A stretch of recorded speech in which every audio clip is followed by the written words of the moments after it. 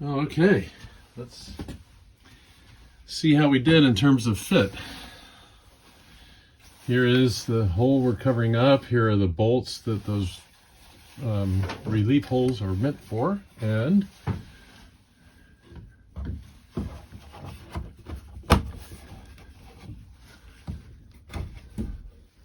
that's pretty good fit.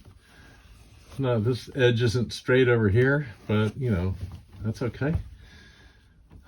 I filled my screw holes with, over drilled them and put in thickened epoxy so we can re-drill that for the little stainless steel screws, but that looks pretty good.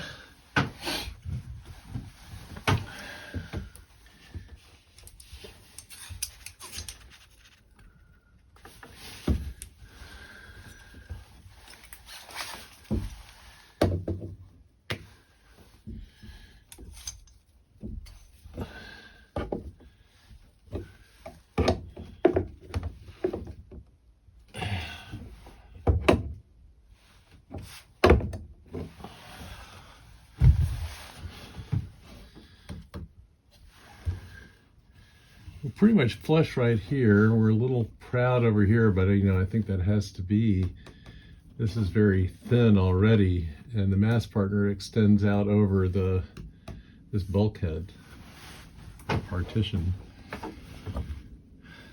No, it's gonna work just fine. Well, we'll just take it home and paint it. I think I'm gonna go with a gray.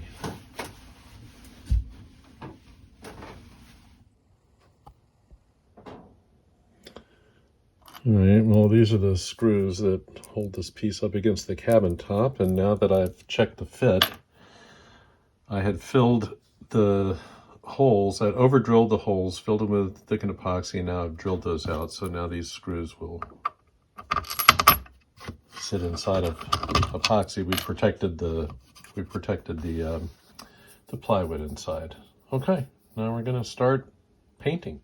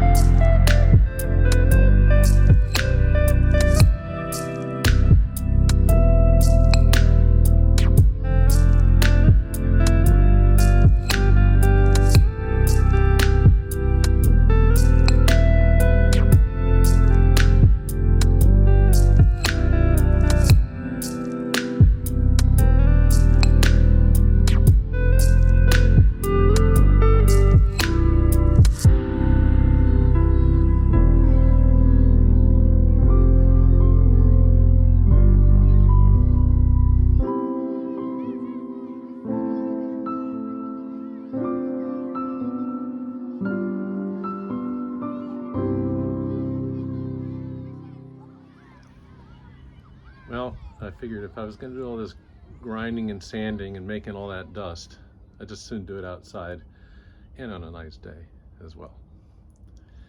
So the way I got it outside is I made this little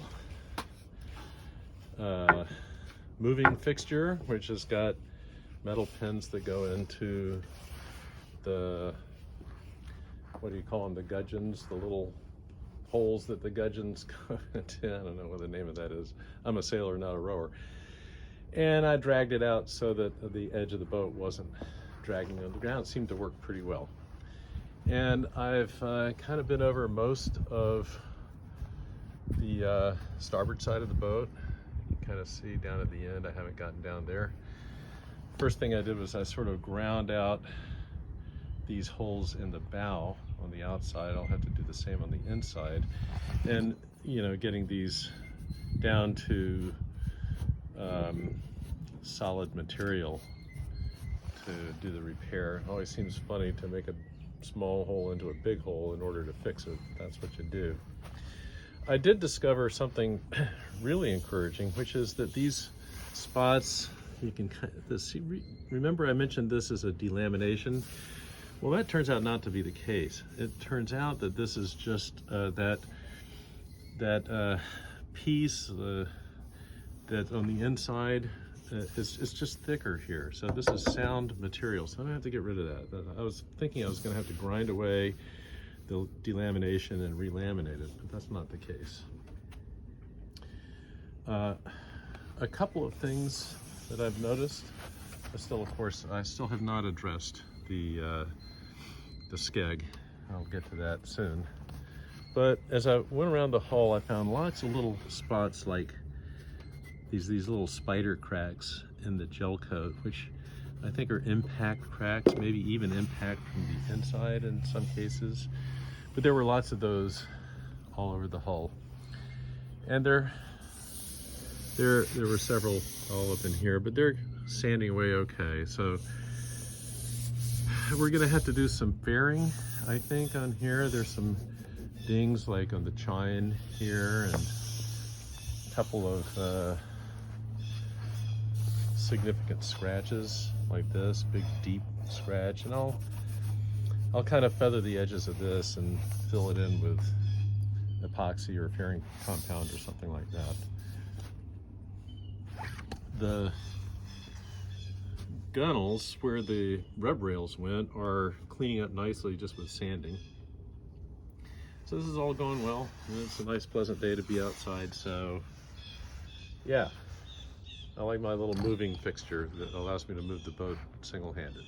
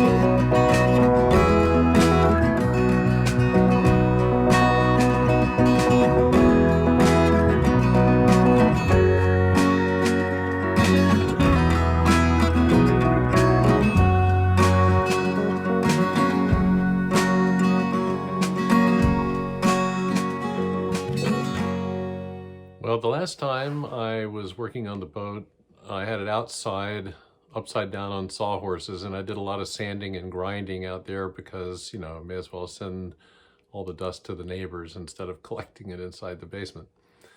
But now I'm thinking a bit more in more detail about what I'm going to do about the interior of the boat, which you can see behind me here. So there's a few issues. The first one is I've taken, as you can see, the mast partner / forward seat out, so we don't have anything in there. They were just screwed into the longitudinal flotation chambers / seats with some wood screws or sheet metal screws or whatever kind of screws they were. And I didn't like that. And so my idea is to put some threaded inserts in to those seats there.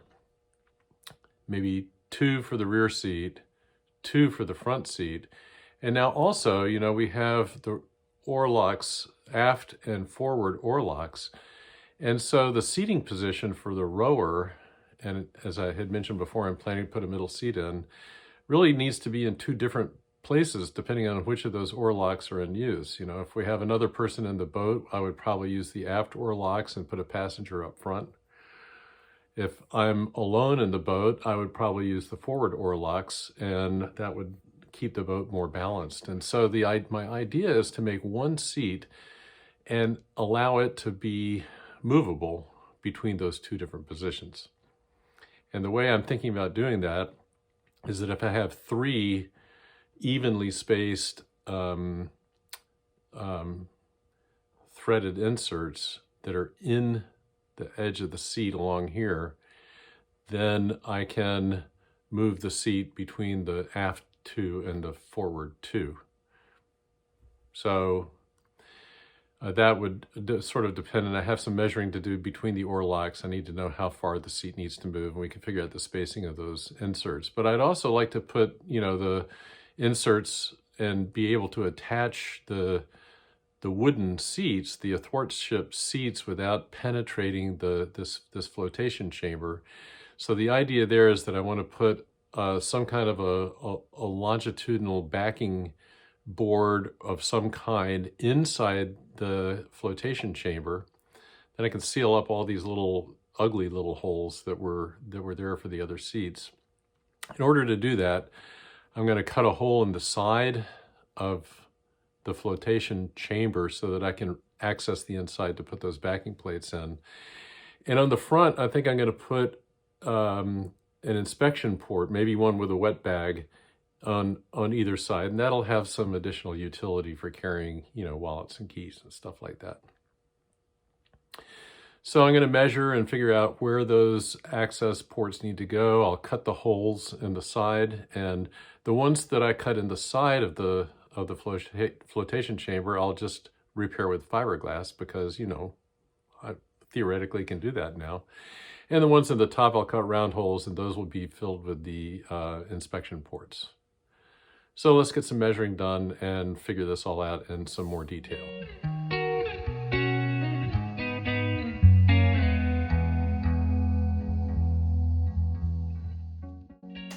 Do a little exploratory sanding on the gunnels to see how bad that's going to be.